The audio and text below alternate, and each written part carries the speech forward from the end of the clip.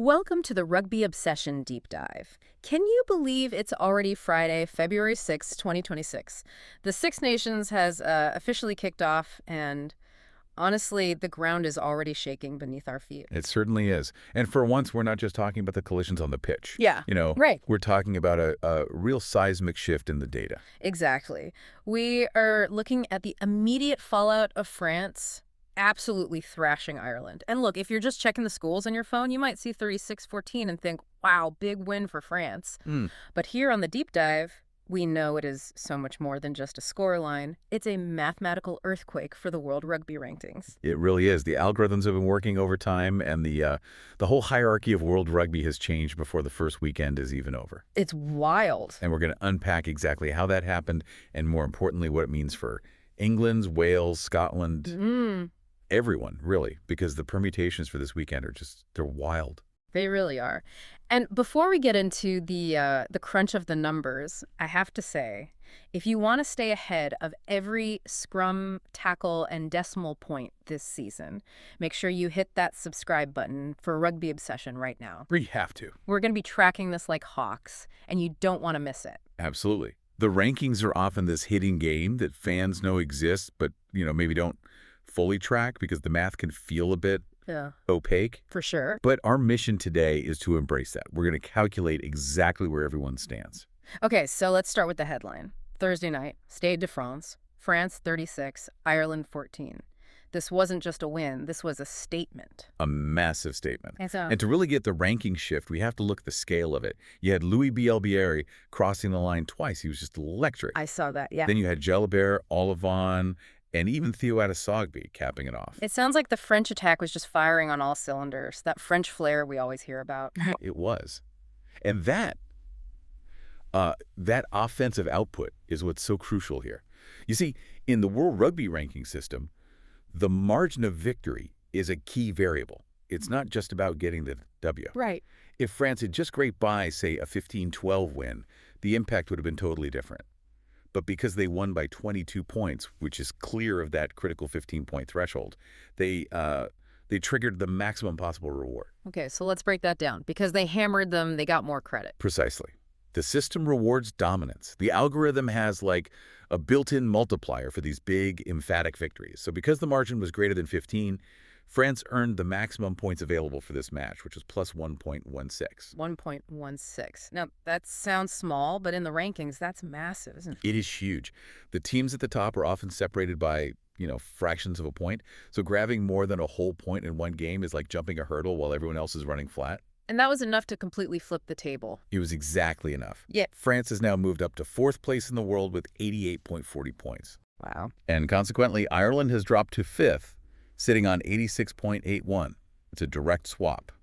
That is a huge psychological blow for Ireland, dropping out of the top 4 on day 1.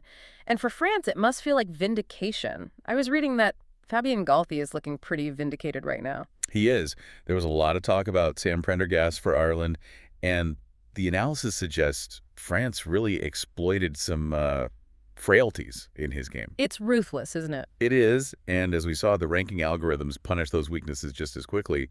The math just reflects that dominance. So France is sitting pretty in 4th, looking up. But Right. Here's where it gets really interesting. Yes. We have to talk about England. Yes, this is where the math gets fascinatingly cruel.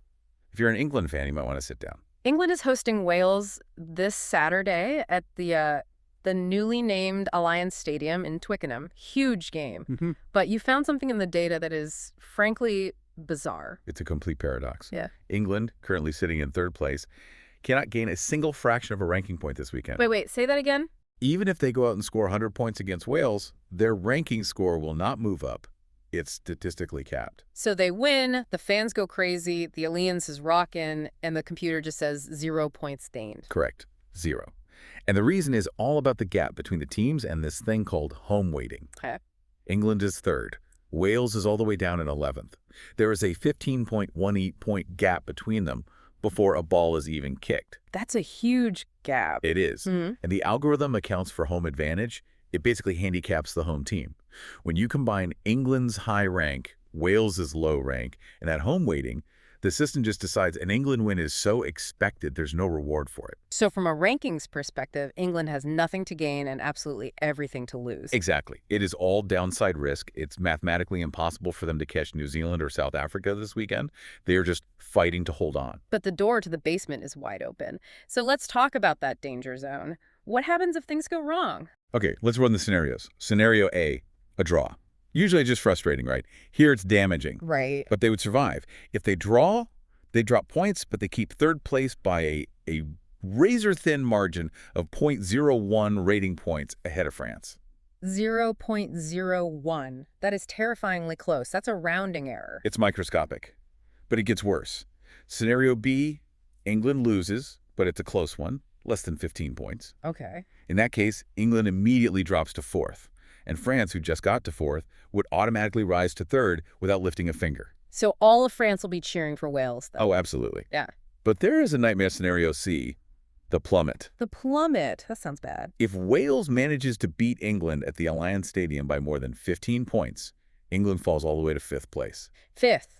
From third to fifth in one weekend. Yes. And in that scenario, France goes to third, and Ireland, who just got hammered, would actually slide back up to fourth because England fell below them. That is insane. Ireland could lose terribly and still move up a spot because England imploded. That is the beauty and the horror of the exchange system. Everything is connected.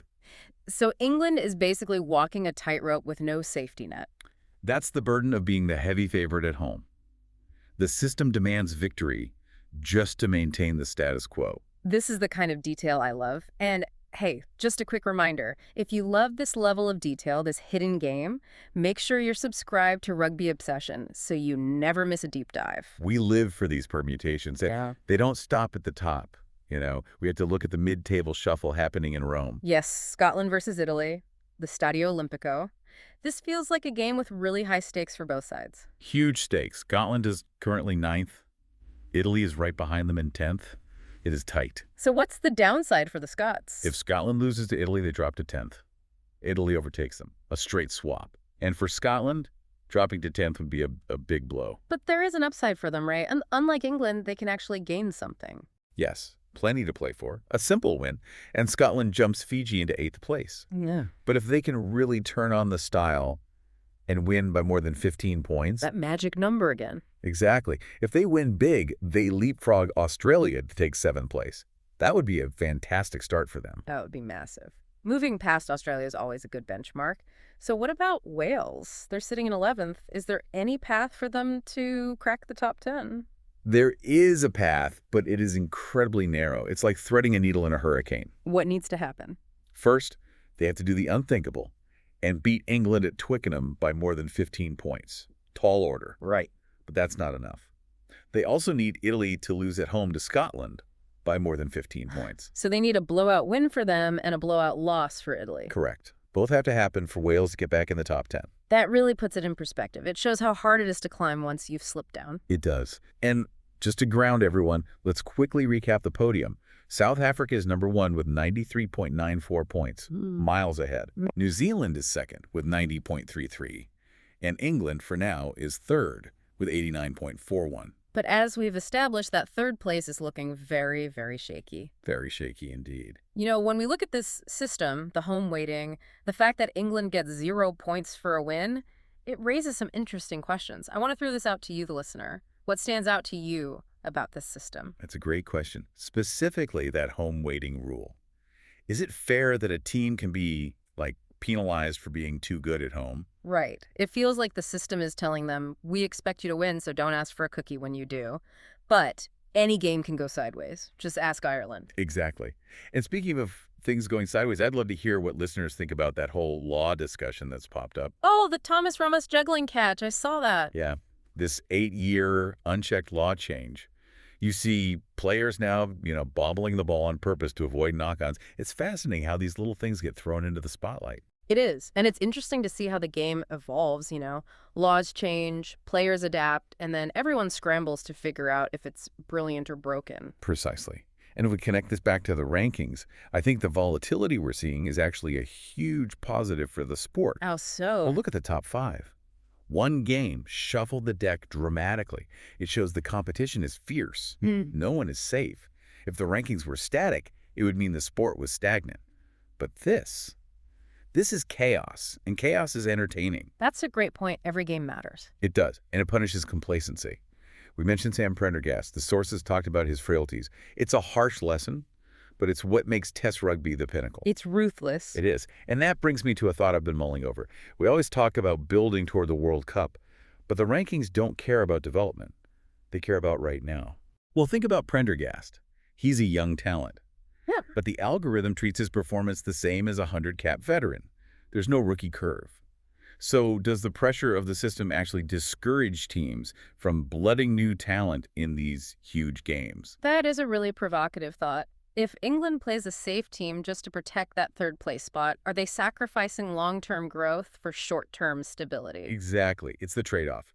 And this weekend, with England on that tightrope, Steve Borthwick's choices are under a microscope. It definitely adds another layer of drama to Saturday. Okay, so let's quickly recap the state of play. Right. France has surged to 4th, pushing Ireland down to 5th. Yeah. England is in a trap where they can't gain points but could plummet to 5th. And Scotland needs a big win to jump Australia, while Wales is just praying for a miracle to get back into the top 10. That's the board. The pieces are moving. And we will be here to track every single move. Make sure you hit that subscribe button for Rugby Obsession right now. You do not want to miss our breakdown next week. It's going to be a fun one. Thank you for listening to the Rugby Obsession Deep Dive, and we'll look forward to you listening to our next episode.